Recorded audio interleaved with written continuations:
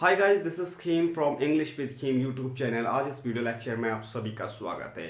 Guys, मैं आज आपके लिए बहुत इंटरेस्टिंग वीडियो लेके आ रखा हूँ एंड जो कि कॉन्सेप्ट है हमारा use to have. Use to के बहुत सारे कॉन्सेप्ट है and first concept we are going to learn use to have.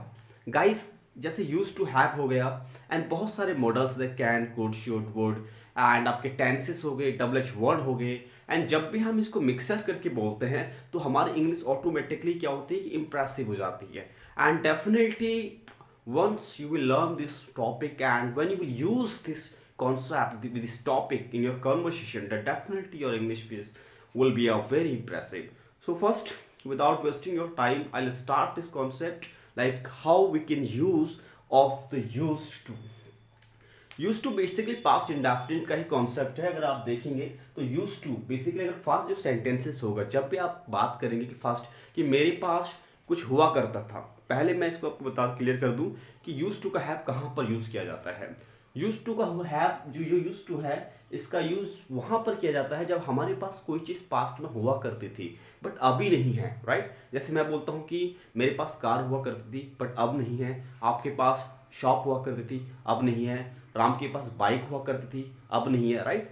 कोई भी ऐसी चीज जो आपके पास पहले हुआ करती थी बट अभी नहीं है, करंट में यू डोंट हैव, लेकिन पहले हुआ करती थी, उस चीज के लिए हम यूज टू हैव का यूज करते हैं। अगर मैं बात करूं पहला कॉन्सेप्ट यूज टू हैव, अगर मैं बात करूं उसके स्ट्रक्चर की, एंड आपको प्रॉपर ये वीडियो वॉच करनी है, subject plus use to plus have then verb की अदर वर्ड्स, ठीक है।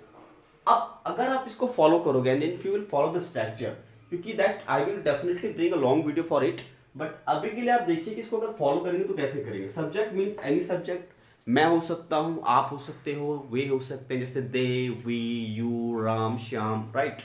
तो कोई भी सब्जेक्ट हो, यहां पर सब्जेक्ट का नेम, ठीक है। मेरे पास कार हुआ करती थी।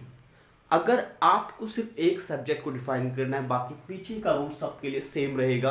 अगर मैं अपनी बात कर रहा हूं तो मेरे पास कार हुआ करती थी, मेरे यानी आई की बात हो रही है, सो आई, उसके बाद जो कॉन्सेप्ट है यूज्ड टू हैव कार, ठीक है। सिंपल है, अगर स्ट्रक्चर फॉलो करोगे तो वेरी इजी है।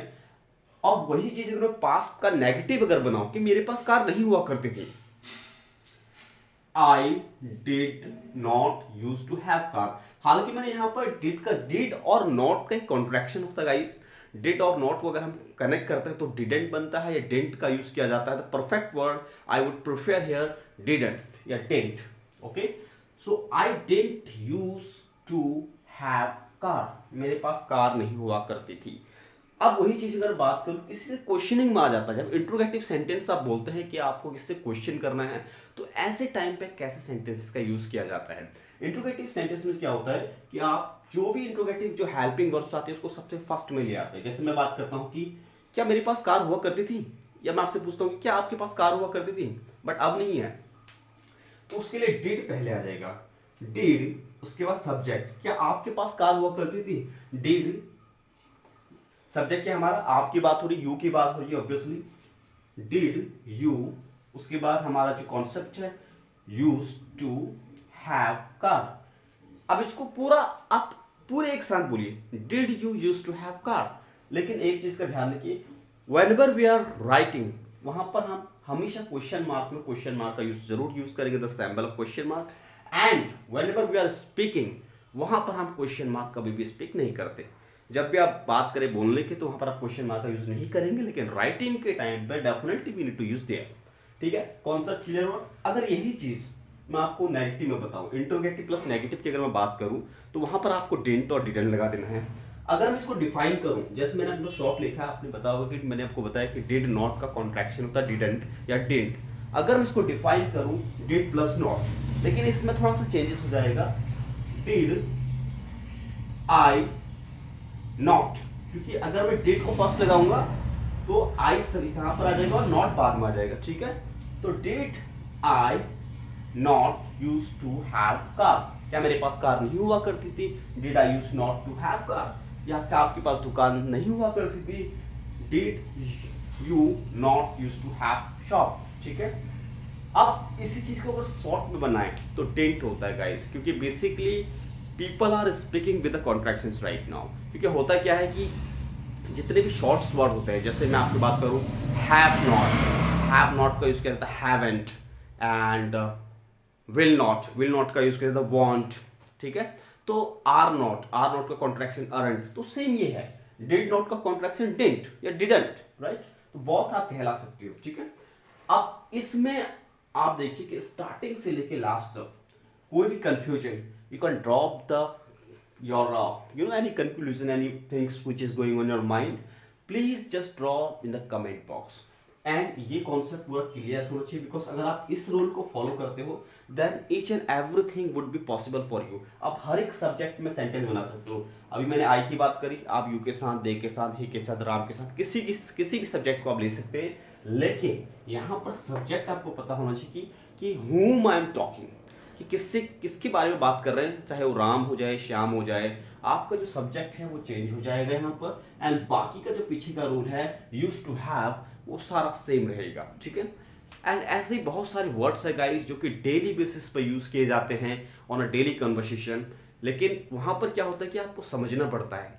English is a thing like कि जहाँ पर आपको लोगों को ऑब्जर्व करना पड़ता है, ऑब्जर्वेशन की उनका एटीट्यूड, एंड यू नो कि कई कबार बात होती है कि यार he has a lots of attitude. Exactly in English we need the attitude. English कभी भी आप देखेंगे, अगर कोई भी इंग्लिश बोलता है तो उसका द वे ऑफ टॉकिंग अगर आप देख सकते हैं कि बहुत ज़्यादा डिफरेंट रहता है। क्यों रहता है? क्योंकि attitude is a matter in English, exactly. Because हम कहते हैं कि यार इंग्लिश बोलना जैसे that's good things, but attitude नहीं होना चाहिए। But again I am saying, and you can learn even from the girls, क्योंकि बहुत सारी चीज़ें होती हैं जो आपको ऑब्जर्व करनी पड़ती हैं, चाहे वो बॉयज़ हो जाए चाहे वो गर्ल्स हो जाए, क्योंकि द वे ऑफ टॉकिंग, क्योंकि बहुत सारे जो रिएक्शंस होते हैं इंग्लिश में, कि कैसे आपको the tone, how you are you know that making something up and down, so ये बहुत ज़्यादा मैटर करता है इंग्लिश में। जैसे मैंने आपको यूज टू का कॉन्सेप्ट बताया, यूज टू हैव का, तो इसके अलावा बहुत सारे ऐसे यूजेस हैं, ऐसे वर्ड्स हैं, ऐसे सेंटेंसेस हैं जो कि डेली बेसिस, डेली लाइफ में यूज़ किए जाते हैं। And again I am saying, observation is a very important in English.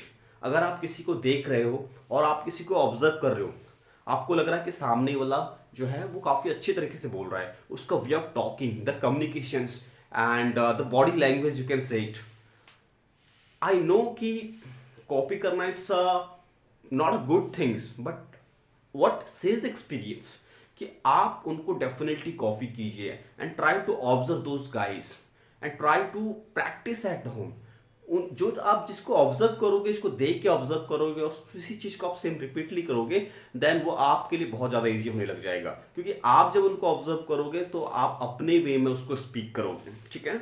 तो observation should be always there. जब भी आप किसी को देख रहे हो इंग्लिश बोलते हुए, उसका way of talking, confident level, you can check it कि बहुत ज़्यादा हाई रहता है या कितना लो रहता है, और जो आपको बेटर लगता है कि नहीं मुझे किसी का बोलने का वे अच्छा लगा, please just follow those structure and try to use those all the activities at your home, so it will be very easy for you.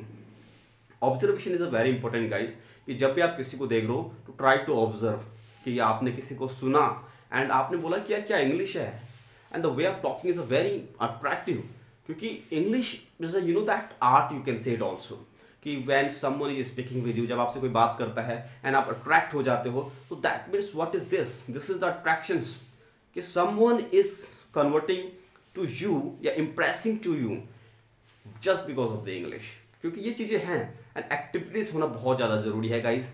जब आप किसी को वॉच करते हो, कुछ चीज़ें ऐसी होती हैं, जैसे आई एम नॉट सेइंग कि negative attitude, but the positive attitude is that कि आपको वहाँ पर कराना पड़ता है।